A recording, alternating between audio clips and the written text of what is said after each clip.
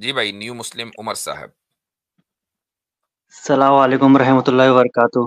वालेकुम अस्सलाम रहमतुल्लाह। जी भाई। मुफ्ती साहब मेरे दो तीन क्वेश्चन थे मेरे। जी, ये बताएं कि आपने इस्लाम कब कबूल किया? मैंने इस्लाम कबूल किया 6 महीने पहले। 6 महीने पहले, अच्छा। और क्या इस्लाम वजह रही? मतलब इस्लाम ऑथेंटिक लगा मेरे को। मतलब ठीक, बहुत सारी चीज़ें थी जो इस्लाम में बहुत अच्छी थी, ऑथेंटिक था सारा। और मोहम्मद सल्लल्लाहु अलैहि वसल्लम एक नेक नबी थे। ठीक। तो आपको कोई परेशानी नहीं हुई? घर से कोई मुखालफत, कोई इस तरह की बात? अभी घर से तो मैंने नहीं पूछा है कुछ भी, घर पे बताया नहीं है कुछ भी। अच्छा, ठीक है। हाँ, प्रॉब्लम्स तो होंगी घर पे, ऐसा नहीं है कि नहीं होंगी, वो प्रॉब्लम्स तो होंगी। ओके, चलें, आप अपना हाँ। सवाल रखें, अल्लाह ताला आसानी मेरा करो। सवाल ये था कि मैं सोच रहा हूँ उम्रा करने के लिए सोच रहा था मैं। तो मेरे डॉक्यूमेंट थोड़ा ज़रूरत पड़ रही है मुझे। तो डॉक्यूमेंट में क्या है कि बिना खतना के मना कर रहे हैं, जब तक खतना नहीं होगा तो ऑफिशियली डॉक्यूमेंट नहीं बनेंगे।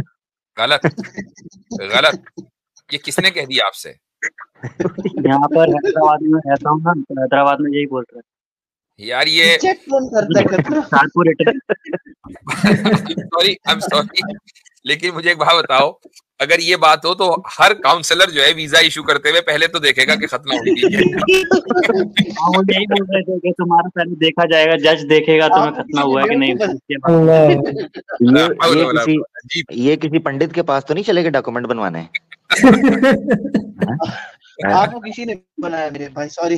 अभी अच्छा, कारपोरेट है ये कहीं से। मैं एक रेफरेंस देता हूँ आपको। अभी एक नो मुस्लिम है पुना के, और वो व्लॉगर हैं। जी। क्या नाम है उनका भाई? वो अभी उम्रे पे भी गए थे, बड़ा मशहूर व्लॉगर है ना, परम परम परम नाम है ना परम शायद। परम परम। सिंह। परम सिंह। हाँ हाँ। हाँ, तो आप उनसे राब्ता करें।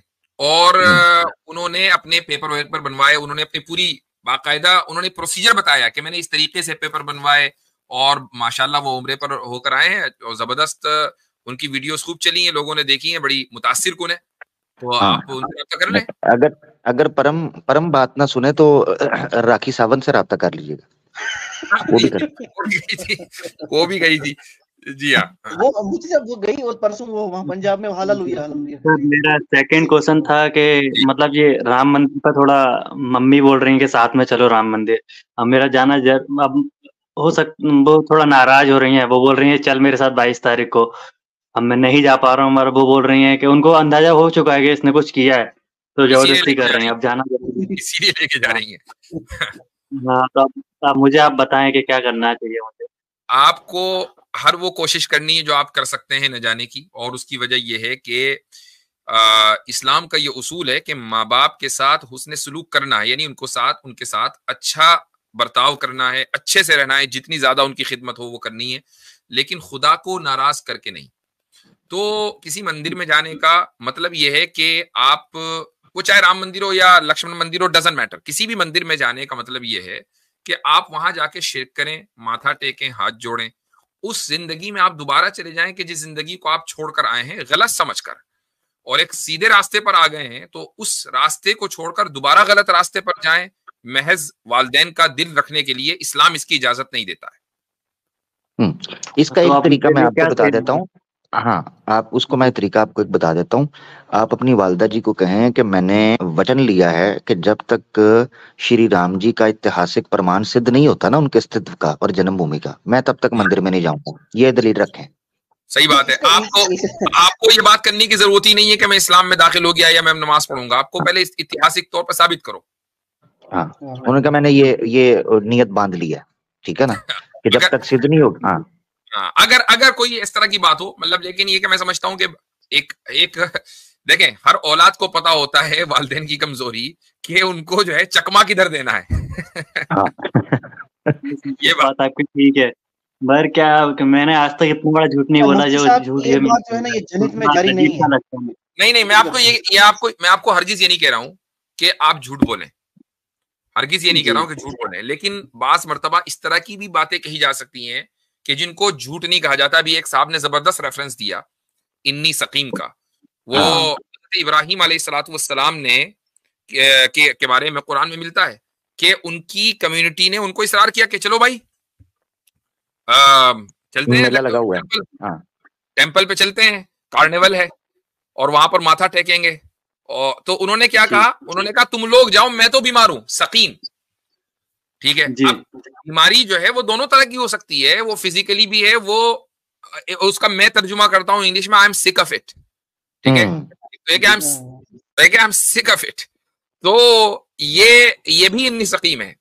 तो इसको ये नहीं कहा जाएगा कि हजरत इब्राहिम अलैहिस्सलाम ने झूठ बोला, अगरचे बज़ाहिर ऐसा लग रहा है लोगों के एतबार से कि वो बीमार नहीं थे, लेकिन उन्होंने अपने आप को बीमार बोल दिया। तो और मैं एक चीज आपको मैं नहीं कह रहा हूं, लेकिन यही तरीके हैं जी, यही मैं जुमला ऐड करना चाह रहा हूँ। कमाल चेक करें, कुरान ने जो वर्ड यूज किया है, इन्हीं मरीज नहीं कहा, हालांकि मरीज भी अरबी का वर्ड है, सकीम कहा। सकीम जो है ना, ऐसी बीमारी को कहते हैं जो सामने वाला जिसको डायग्नोज ना कर सके कि इसको इशू क्या है। ठीक है, इसीलिए सनद के बारे में बोला जाता है कि इस हदीस में सुकम है। सही, बिल्कुल बिल्कुल, हर आम को नहीं पता चलता, खवास को पता चलता है कि क्या वजह है। जी जी।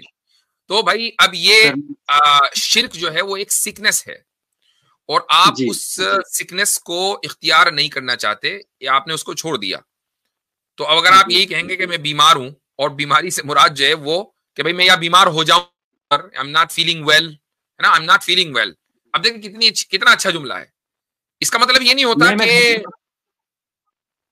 घर से काफी दूर रहता हूँ मैं घर से 1500 किलोमीटर दूर रहता हूँ, मगर अब जिद है ना उनकी भी, अब 5-6 दिन हो गए, लास्ट बात उन्होंने की थी, अब जब तक जिद लेके बैठी है, जब तक तो घर नहीं आएगा, जब तक मेरे को बात ही नहीं करनी है।